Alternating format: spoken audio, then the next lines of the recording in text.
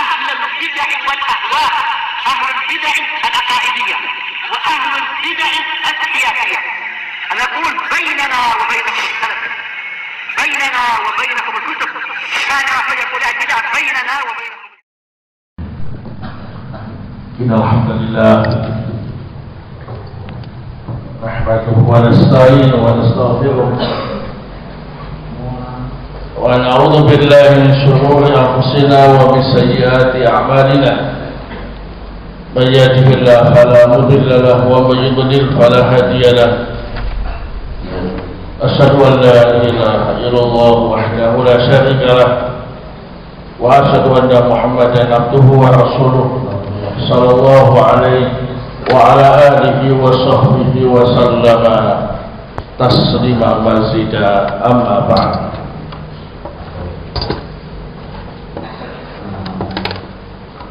Alhamdulillah, azakumullah. Sebelum kita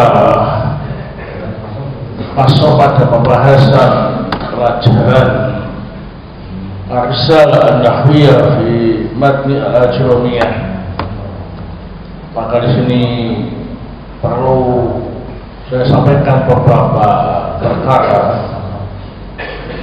Yang pertama, qadar Allah wa masya'afa'al,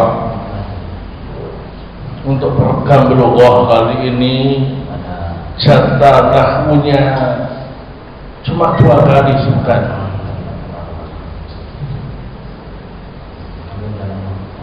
Saya tampilkan jadwal hari Jumat juga, tapi diprotes ya sama pengurus-pengurus, Mas-Ul. Jumat Ustaz waktunya piket sama olahraga. Ya, jadwal hari Jumat ditiadakan.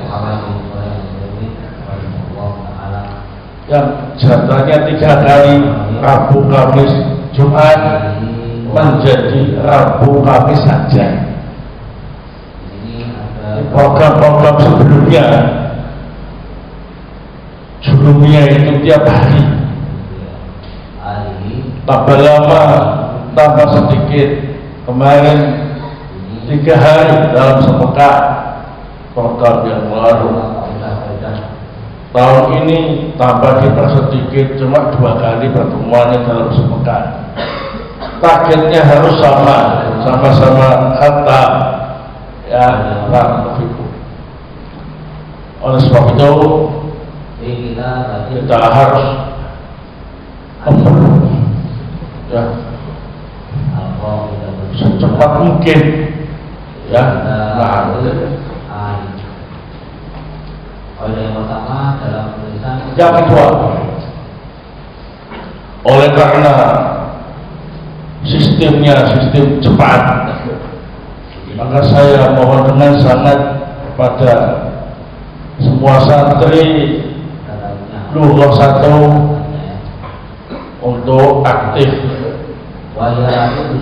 kerjaan, aktif belajar bersama dengan masing-masing ya, yang nggak paham tanya temannya dan seterusnya, bagaimana supaya bisa cepat paham, cepat menguasai, karena waktu yang diberikan sebagai jatah nahwu cuma 2 kali dalam sebulan.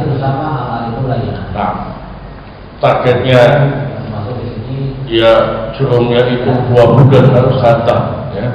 Nah, barakallahu.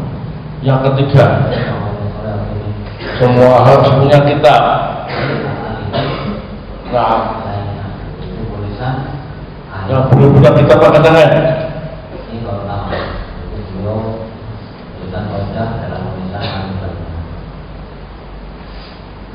Ya, harus punya segera ya, karena sistem cepat. Kalau nggak punya kitab maka kewalahan untuk mengatasinya. Yang keempat, Insya Allah kita akan mengadakan imtihan rutin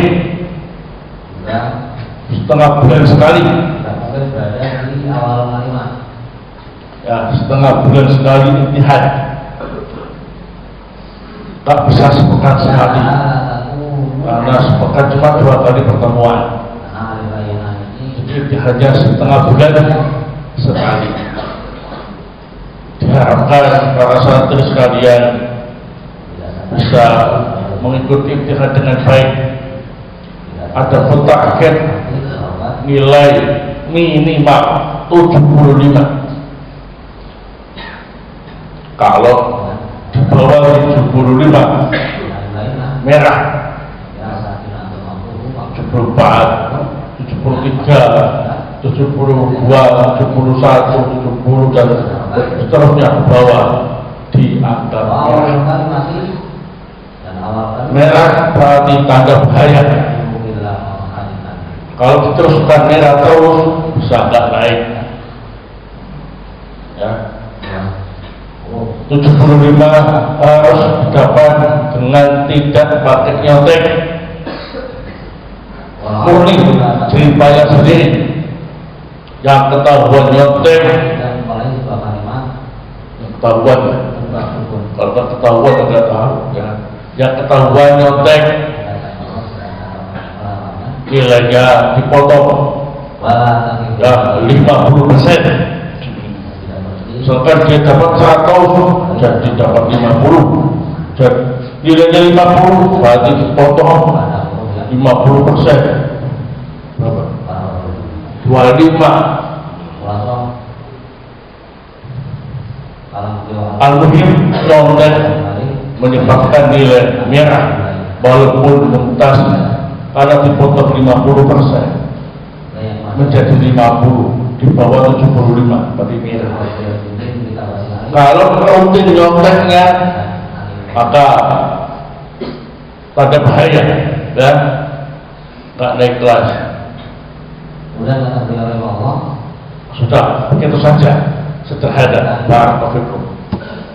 Adapun ta'aruf perkenalan, saya mohon maaf, santrinya banyak, kalau saya absen satu-satu waktunya habis. Ya mungkin semoga 2 kali pelajarannya cepat nggak bisa saja ya. Nah, sehingga maklum kalau saya masih belum kenal nama kalian satu persatu ya. Nah, kecuali yang sudah kenal ya. Nah, kenal karena sebelumnya sudah mondok di sini.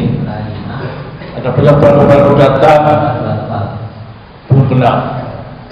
Jadi kalau ketemu sama saya, tolong perkenalkan namanya ya.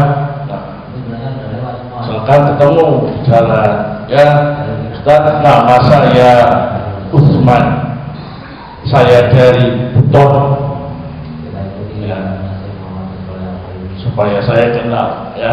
Nanti saya hafalkan, kalau hafal ketemu lagi tak panggil Utsman, kalau lupa berarti murojaah, namamu siapa?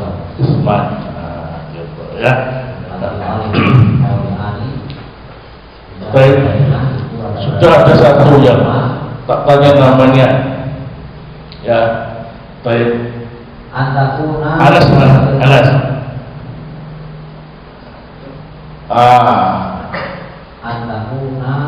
Anas dari Solo. Ini tak tinggi kelas. Ya, paling tinggi. Ada yang lebih tinggi lagi? Ada. Maksudnya itu tinggi badannya ya. Antum kayaknya tertinggi. Saya kenal karena datangnya lebih awal ya, sepekan sebelum masuk. Ya, sepekan. Di saat pondok kosong sepi, dia sendiri. Nah, ya. Sehingga mudah dihafal. Anas dari Solo. Usia 27 tahun. Beliau semangat belajar. Ya, semoga Allah Ta'ala memberi kemudahan dalam menyerap ilmu-ilmu yang ada di sini. Nah, baik. Yang lain juga ada, tapi sekali lagi kalau saya teruskan ta'arufnya habis waktu ya. Ingat, jadwal kita cuma 2 pekan sekali. 2 kali dalam sepekan. Barakallahu baik. Harapan ya. Nah, kalau salah ngomong, salah ucap ya, sebagai manusia biasa saya mohon maklumnya, mohon maaf tidak salah. Barakallahu. Baik, selanjutnya kita memohon kepada Allah Subhanahu wa taala kemudahan untuk bisa mempelajari kitab Jurumiyah dengan paduan al-Asar an-Nahwiyah fi matni al-Jurumiyah. Semoga Allah taala memberi kekuatan kepada kita semua untuk bisa mempelajarinya, memahaminya dan menyelesaikannya sesuai dengan harapan kita semua. Amin. Bismillahirrahmanirrahim. Al-Muqaddimah, beberapa pendahuluan. Al-awwal Tarjamatu Ibni Ajurruh. Yang pertama terkait dengan biografi Ibnu Ajurruh. Wa Abu Abdillah Muhammad ibnu Muhammad ibnu Dawud as-Sinhaji al-Mashhur ibni Ajurruh, wulida fi Madinati Fas sanata 672 hijriyatan, wa kanat wafatuhu yaum al-ahad fi Madinati Fas sanata 723 hijriyatan. Qala As-Suyuti rahimahullah wal ghalib alaihi ma'rifatun nahwi wal qira'at. Nama beliau adalah Abu Abdillah Muhammad bin Muhammad bin Dawud as-Sinhaji yang lebih dikenal dengan Ibnu Ajurruh. Beliau dilahirkan di kota Fas pada tahun 672 Hijriah.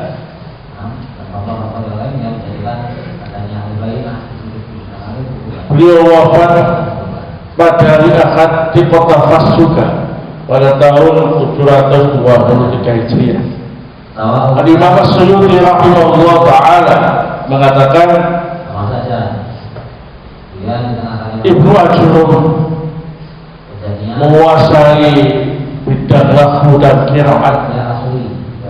Jadi beliau terkenal al-ghalib alaih, termasuk pakar nahwu dan qiraat. Asal Matu al-Ajurumiyah wa kitabun mujazun sahlul ibarah nisbah ila mu'allifihi Ibni Ajurruh wa syaraha hadal matna syaba'atun dan ulama minha at-tuhfa as-saniyah bisahil qadimah al-Ajurumiyah di Muhammad Muhyiddin Abdul Hamid rahimahullah wa sahih qadimah al-Ajurumiyah Ibnu Utsaimin rahimahullah. Matan al-Ajurumiyah merupakan kitab yang ringkas dengan bahasa yang mudah, dinisbahkan kepada penyusunnya, yakni Ibnu Ajurruh. Kemudian matan ini disyarah oleh sekelompok ulama, di antaranya kitab At-Tuhfa as-Saniyah Bisahih Qadimah al-Ajurumiyah yang disusun oleh Muhammad Muhyiddin Abdul Hamid rahimahullah, dan Sahih Qadimah al-Ajurumiyah yang disusun oleh Asy-Syaikh Ibnu Utsaimin rahimahullah. Jadi penamaan Matnu al-Ajurumiyah ini dilakukan oleh yang lain, bukan penyusunnya. Ibnu Ajurruh rahimahullah ketika menyusun kitab ini tidak memberinya nama,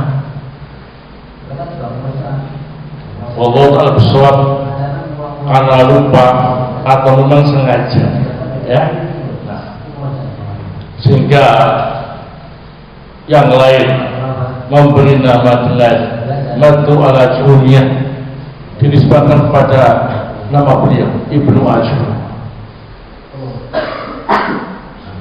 Kemudian Matan ala Juniyah ini walaupun kitabnya ringkas, tapi kitabnya barokah, diterima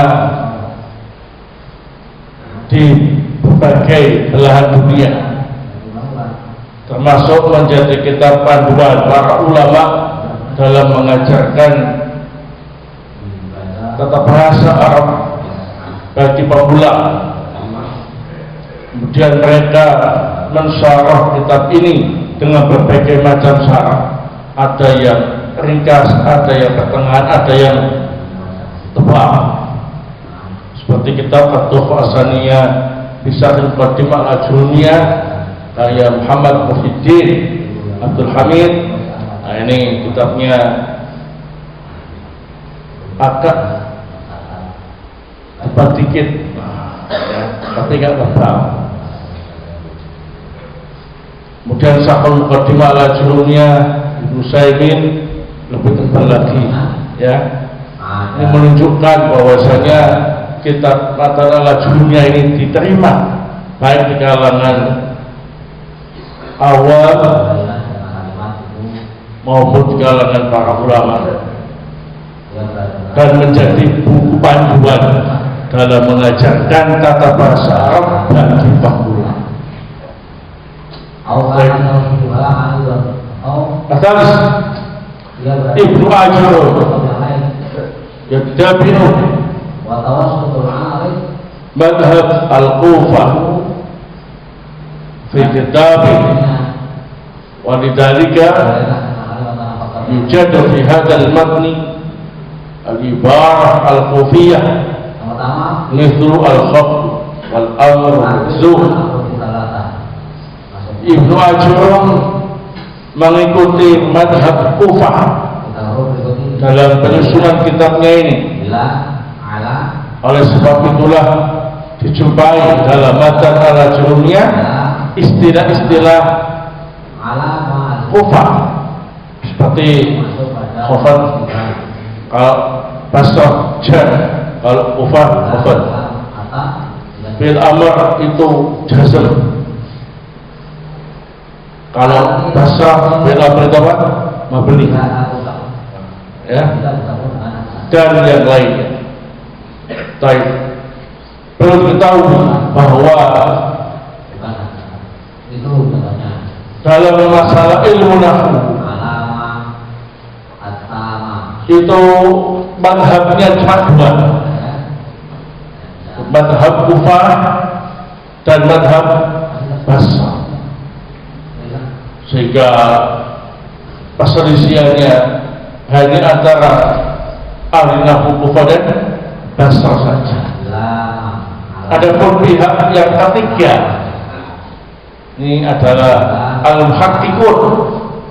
Al-muhaqqiqun itu para peneliti, para pentahqiq, biasanya netral, enggak Kufah, enggak Basrah. Nah, sehingga memudahkan kita semua dalam mempelajari ilmu nahwu. Enggak banyak perselisihan, ya, paling dua pendapat saja, pendapat ahli nahwu Kufah dan ahli nahwu Basrah. Nah, adapun kitab Matan Al-Juniyah yang kita pelajari ini bermadhab Kufah.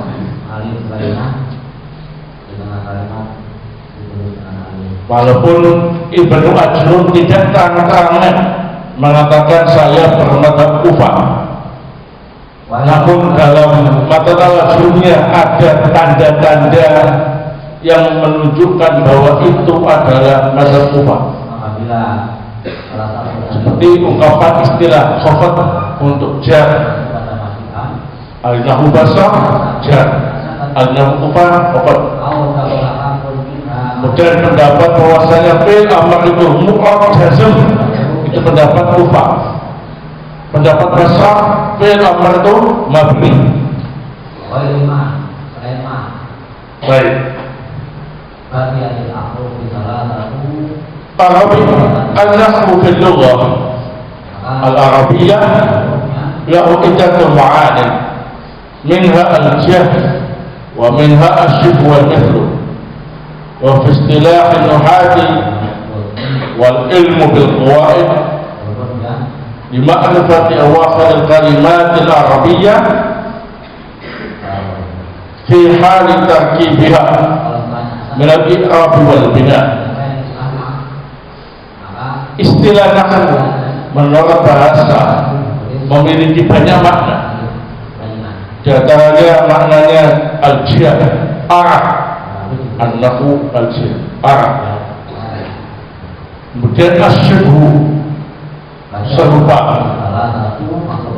Kemudian al-mithlu, seperti. Ini makna-makna lafaz nahwu menurut bahasa. Adapun menurut istilah ahli nahwu, nahwu itu adalah ilmu yang memuat kaidah untuk mengetahui akhir kalimat Arab ketika sudah disusun dalam jumlah. Apakah ada perubahan atau tetap? Jadi kalimat Arab misalkan Zaidun kemudian disusun dalam sebuah jumlah, maka perlu tahu bagaimana bacaan akhir Zaidun itu. Misalkan Ja'a Zaidun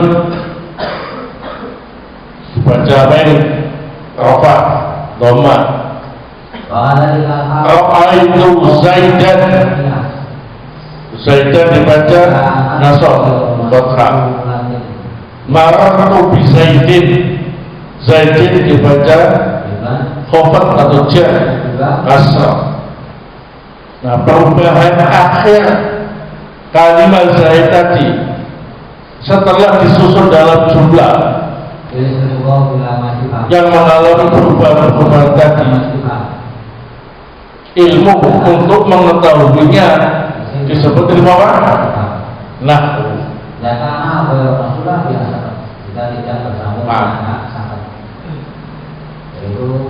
Ada pun contoh kalimat yang mabni, harakat akhirnya tetap tidak berubah.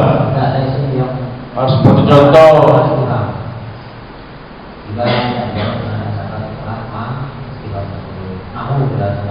nah, lafaz yang mabni si bawai, si bawai, ja'a si bawai. Si bawai itu nama orang, tokoh nahwu yang bermadzhab Basrah. Si bawai, roa itu si bawai, marah itu si bawai. Ketika dikasih ja'a bacanya tetap si bawai. Ketika ditambahkan roa itu bacanya tetap si bawai.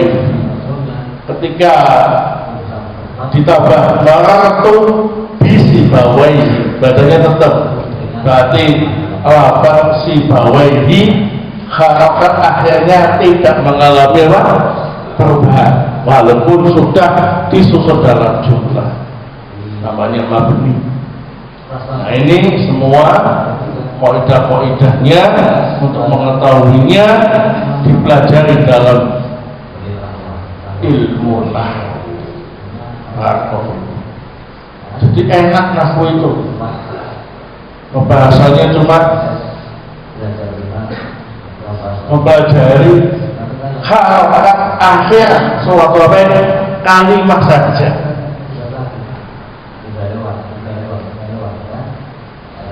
Selebihnya enggak dipelajari dalam ilmu nahwu, tapi dalam ilmu apa? Sharaf. Ya. Nah,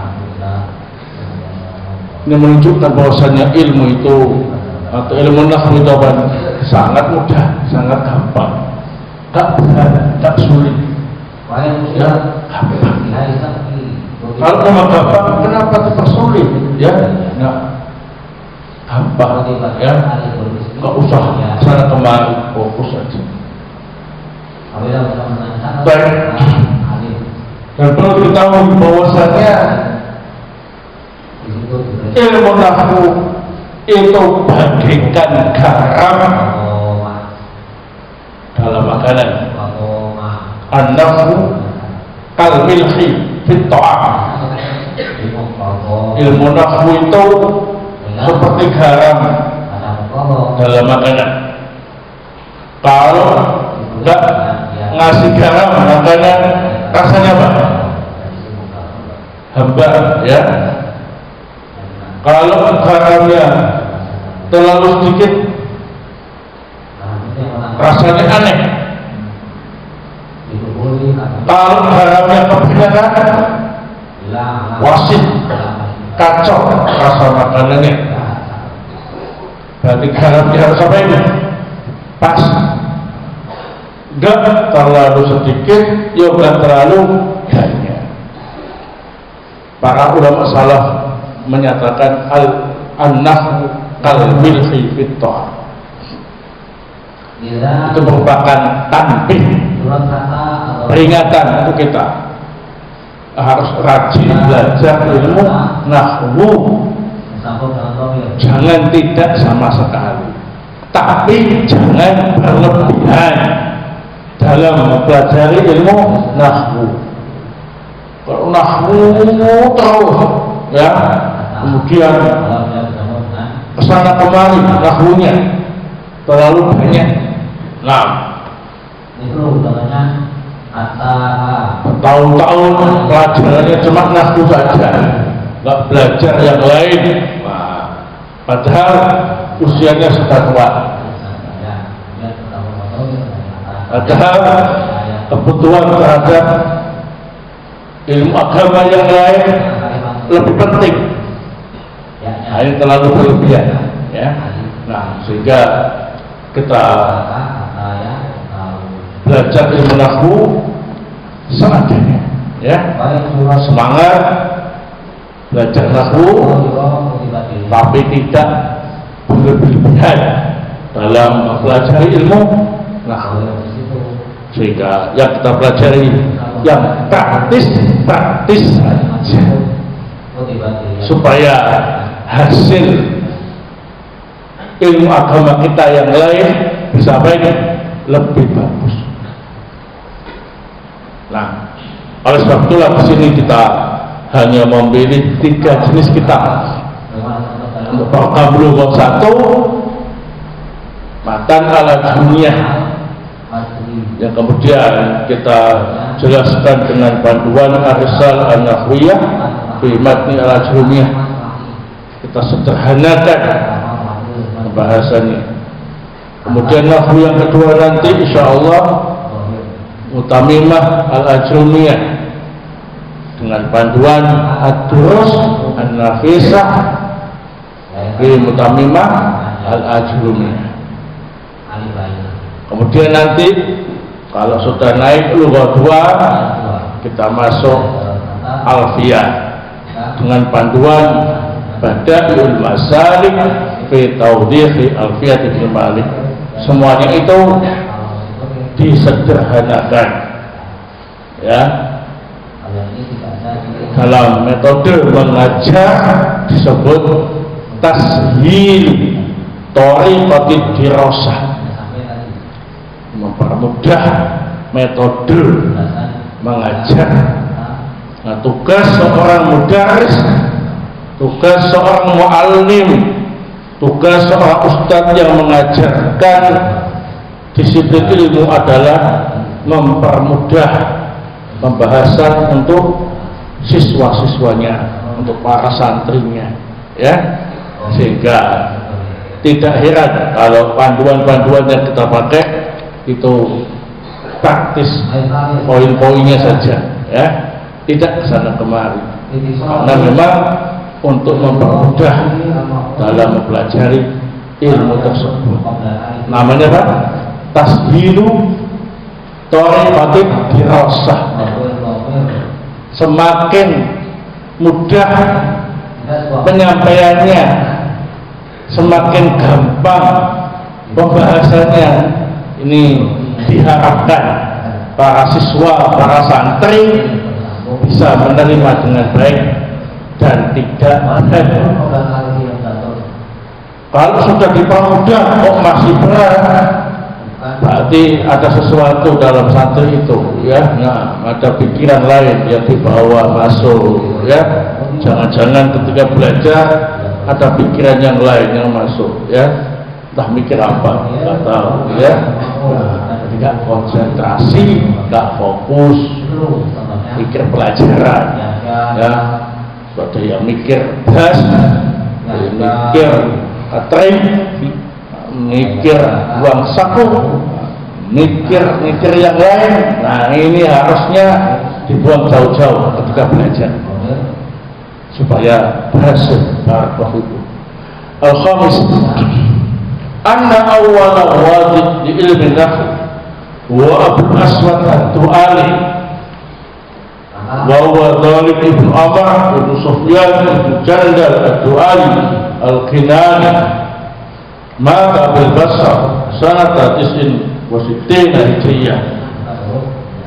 Yang pertama kali menyusun ilmu nahwu adalah Abu Aswad ad-Du'ali. Abu Aswad ad-Du'ali nama aslinya ialah Dhalib ibn Amr ibn Sufyan ibn Jandal ad-Du'ali al-Kinani. Beliau meninggal di Basra pada tahun 69 Hijriah. Abu Aswad ad-Du'ali ini adalah tabi'in, generasi tabi'in, ya, bukan sahabat, generasi tabi'in.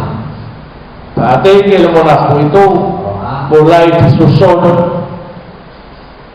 dari generasi tabi'in.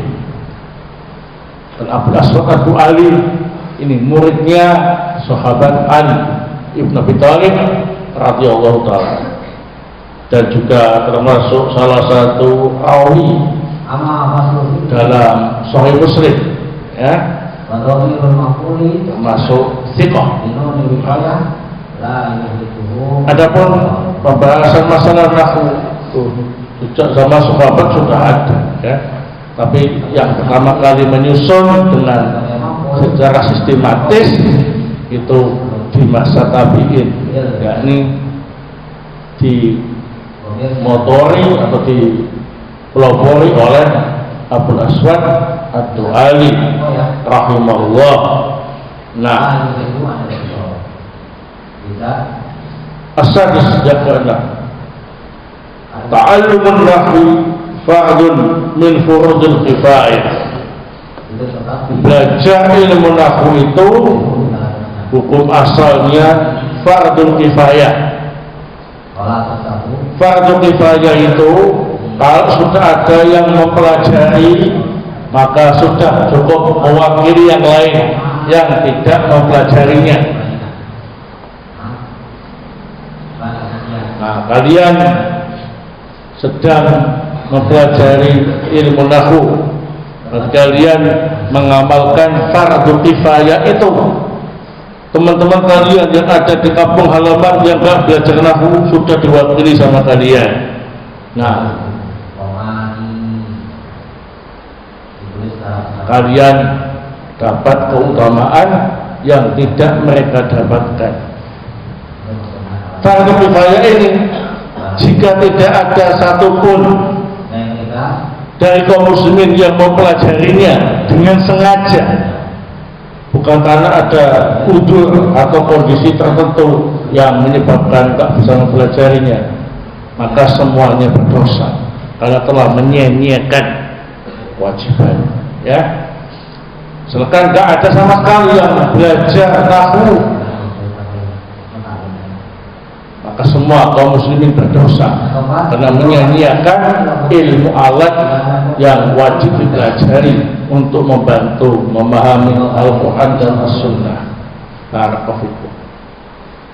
Kemudian ilmu nahwu ini bisa naik hukumnya menjadi fardu ain untuk individu tertentu.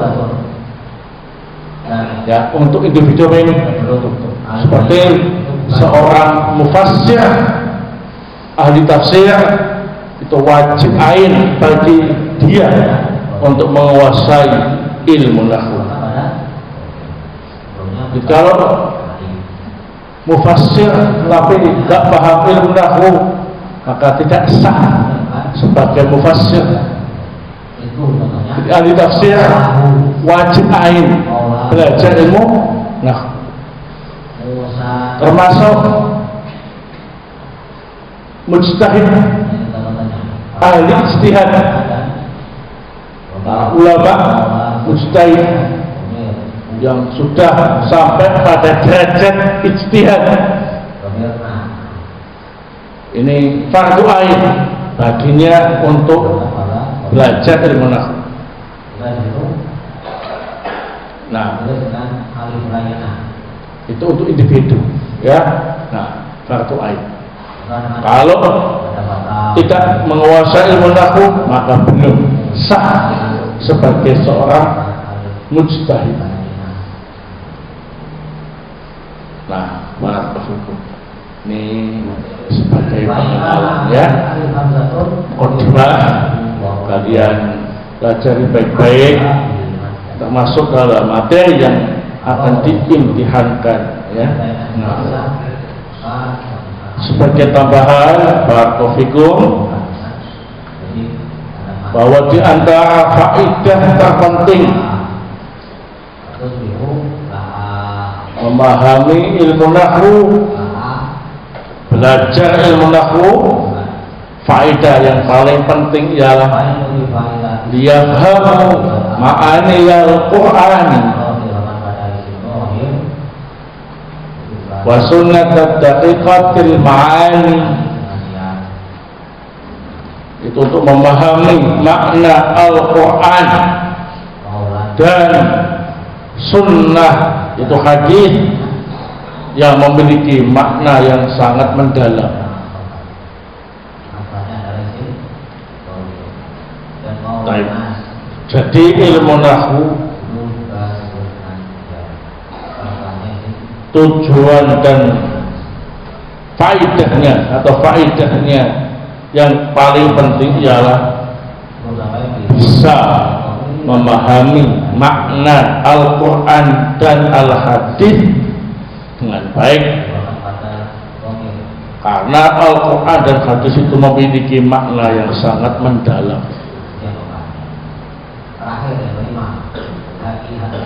Nah, sebagai ilmu alatnya, kalau tak punya ilmu alatnya ini, maka seorang ketika memahami makna Al-Quran dan Al-Hadis ini dianggap kurang. Yafhamu ma'aniyal Qur'ani wa sunnatat daqiqatil ma'ani, untuk memahami makna Al-Quran dan As-Sunnah yang mendalam maknanya.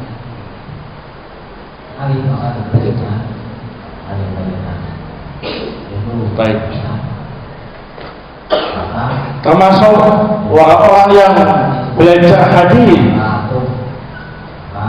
itu harus belajar nahwu. Nah, supaya lebih mantap membahas fawaidul hadis, faedah-faedah hadisnya, ya. Nah,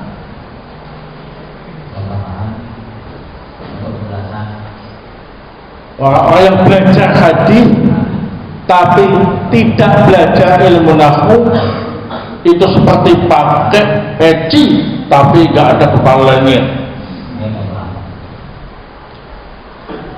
Mau ditaruh mana pecinya?